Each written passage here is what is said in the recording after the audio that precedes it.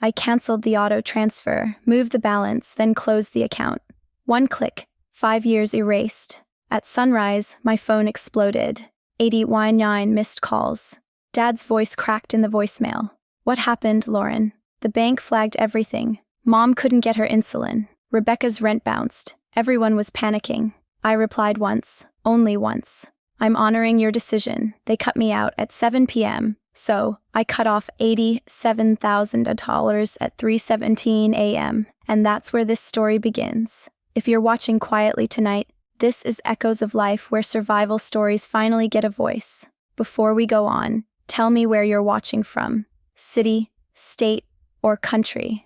To explain that night, I have to go back 5 years. Back to the moment I became the family's quiet oxygen tank. It started with Rebecca. Second hospitalization in 18 months. Panic attack so severe, she couldn't leave her apartment. Dad called me at 9 p.m., crying in a pharmacy lot. They won't admit her. Lauren, insurance is refusing everything. We're out of money. I wired $15,000 in minutes. My entire emergency fund. My whole safety cushion. Everyone praised her recovery. No one mentioned my name. Then Mom's diabetes worsened. Medication she couldn't afford. Appointments she skipped to save money. Dad's hours were cut, then cut again, then gone. Every new emergency landed in my hands first.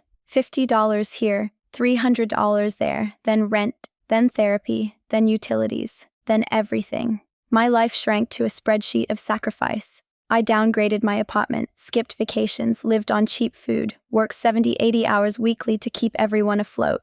They never asked how I was doing. Not once. Family dinners felt like meetings. Rebecca's crisis, Dad's job search, Mom's numbers.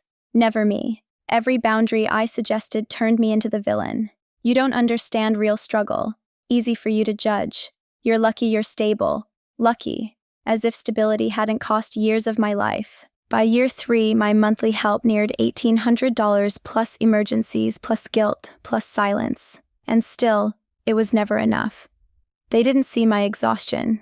Not the hours, not the loneliness, not the daughter slowly disappearing so they could breathe.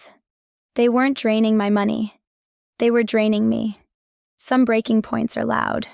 Mine arrived on a quiet Tuesday, not with a fight, but with a spreadsheet, cells and numbers highlighted in yellow and red, glowing at midnight. I started tracking everything. Every transfer, every bill, every just this once, not to build a case, but to stay sane. The totals climbed fast. Month after month, my life bled into theirs. Rent support, prescriptions, therapy, tires, deposits, late fees, overdraft rescues. Meanwhile, my own savings barely moved at all. My friends planned trips. I planned payment schedules. They posted beach photos. I refreshed account balances at 1 a.m. I told stories on Echoes of Life about boundaries and healing, then closed the laptop and paid another emergency bill.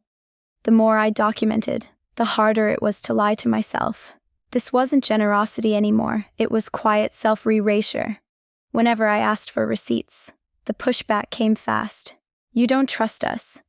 We're not your employees. Why are you policing everything? But I'd seen too much waste to keep pretending. DoorDash instead of groceries.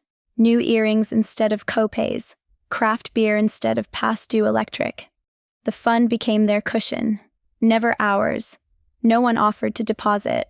No one asked what I'd skip to keep it full. So I made copies, bank statements, screenshots, voicemails, texts with subject lines I could recite from memory just until Friday. Can you spot me? I'll pay you back soon. Soon never came. I backed everything up to a private drive. Part of me hoped I'd never need it. Another part knew better. That part was tired of being gaslit by people I loved. At work, I nodded through budget meetings. Executives praised my clarity while my own accounts were bleeding out. I ate lunch alone with my laptop open, reconciling their chaos line by line. Sometimes I wondered if I was the problem. Maybe I was selfish. Maybe I was dramatic. Then I'd scroll the spreadsheet and watch the totals jump. Month after month, the truth was right there, colder than any apology. They'd never say on our monthly video calls. I smiled on command. I muted the mic to breathe through panic. They debated wellness retreats, new apartments, and upgraded phones. Not once did anyone ask if I had plans beyond paying their bills. That's when the idea formed. If they ever questioned my memory, I would have proof not to shame them, to keep myself from rewriting history. I wasn't preparing for revenge. I was preparing for the moment. They'd pretend none of this happened. If this were your family, what would you do? Comment 1. To keep peace quietly. Comment 2. To ask for proof, even in public. The break didn't come from shouting or slam doors that night. It arrived quietly, wrapped inside a single group message on my phone. I had just come home exhausted after another impossible client meeting. The microwave hummed. Leftover curry turned slowly in the dark kitchen. My phone buzzed once with a notification I almost ignored. It was the family group chat. Everyone included. No one missing. Mom's message sat at the top, blunt enough to stop my breath. We've talked and we think it's best if you step away for now. No explanation followed. No kindness. No attempt at clarity. Within seconds, my aunt reacted with a lazy thumbs-up emoji. Uncle Jim added, "This is hard, but necessary, like a judge delivering sentence." Dad stayed silent, which somehow hurt more than anything he could have said. I read the message 3 times before my brain caught up. My dinner went cold while my hands shook around the phone. I typed one sentence that felt heavier than anything I'd written. Understood. I'll step away entirely. Take care. I didn't ask what I'd done wrong or why they chose now. I didn't ask why my future was discussed without me present. I just honored their decision, even if they never meant it fully. At 3:17 a.m., staring at my ceiling, the rest finally landed. Stepping away from the family meant stepping away from their finances too. So, I opened my laptop and logged into the support account. For 5 years, I'd paid rent, utilities, prescriptions, co-pays, emergencies, everything. Every crisis went through me before it ever touched them. Now the balance read with 1,500 scheduled for morning. My heartbeat felt strangely calm while the cursor hovered over close. I canceled the transfer, moved the balance, and shut the fund. 10 minutes of quiet clicks erased 5 years of unpaid sacrifice. By sunrise, my phone exploded with missed calls and frantic messages. Dad's voicemail cracked while he asked why the mortgage payment bounced. Mom's text said the pharmacy refused her insulin without funds in place. Rebecca accused me of sabotaging her life without any warning. Not one of them mentioned their own message from the night before. They wanted distance from my boundaries, not from my bank account. They expected my love and money to stay even if I left. For the first time in years, I let both walk away. The calls didn't stop after I closed the fund. They just changed from worried to vicious. "You're abandoning us." Rebecca sobbed in one voicemail. Mom said I turned cold. Dad said success had gone to my head. For a week I ignored them. I slept badly. Then one text cut through the noise. "Please join one more family call. We need to talk." Mom, of course. Some stubborn part of me still wanted repair, so I logged into Zoom that Thursday night. The moment my camera connected, my stomach dropped. Dad paced behind her like a trapped bear. "Why did you do this to us?" Rebecca blurted. "You knew we depended on that fund. You knew I'd miss payments." I let her talk herself empty. Then I opened the folder on my desktop labeled Family Support. "I want you all to see something," I said. I shared my screen. The spreadsheet filled their monitors.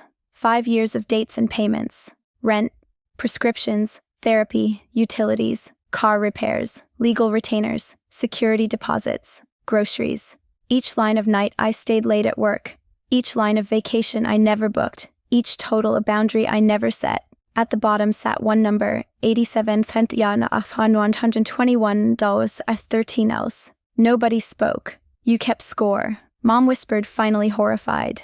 "No," I said, "I kept records. To remember why I'm exhausted. To understand why I have no savings." Dad reached for his favorite line. "Family helps family. You can't put a price on that." "You didn't," I answered. "I did, alone." The call ended with more tears than words. I thought that was the worst they could do. The certified letter arrived Saturday morning. "Urgent fraud investigation," screamed from the bank letterhead. Inside was an application for an $80,000 business loan. My name, my social security number, a fake company called Lauren Grace Recovery Services. The signature almost matched mine. Almost. Mom and Dad were listed as co-signers. I read the packet twice, hands shaking. They hadn't just used my money. They had tried to use my identity too. That afternoon, I made another list. Not of payments this time, but of moves. Freeze my credit. Call the bank fraud line. File a police report. Alert the IRS. Change every password. Save every voicemail. Print every message. The detective who took my statement looked tired and kind. Family fraud is more common than people think. He said, "You did the right thing closing that account. It probably saved your future." I stepped out of the station into sharp evening air. For the first time, the weight on my chest wasn't guilt. They wanted my money, my name, and my silence. They lost all three. A year later, the emergencies finally stopped living in my phone. Some mornings I still grabbed it, expecting sirens that never came. Silence felt wrong, like missing a step on the stairs. Coffee stayed hot because I wasn't answering mid-sip anymore. I finally booked therapy for myself, not for Rebecca's crisis. We talked about obligation, guilt, and the word enough said firmly. My therapist asked when I first learned love meant rescuing everyone. They sacrificed, so I believed I should sacrifice without limits. Breaking it felt like betrayal until breathing slowly started easier. I moved apartments. Nothing fancy, just somewhere that finally felt mine. I took a 3-day trip to the coast completely alone. Just ocean noise, cheap sandals, and sleep that actually restored me. For the first time, rest didn't feel like stealing from someone. If you're new, I'm Lauren and this is Echoes of Life. I share these stories so someone like me feels less alone. Not the golden child, not the victim, just the stable one. Family didn't break the spell. Documentation and distance finally did. I stopped confusing being useful with being loved or safe. My love is no longer a pipeline. It's a choice I keep.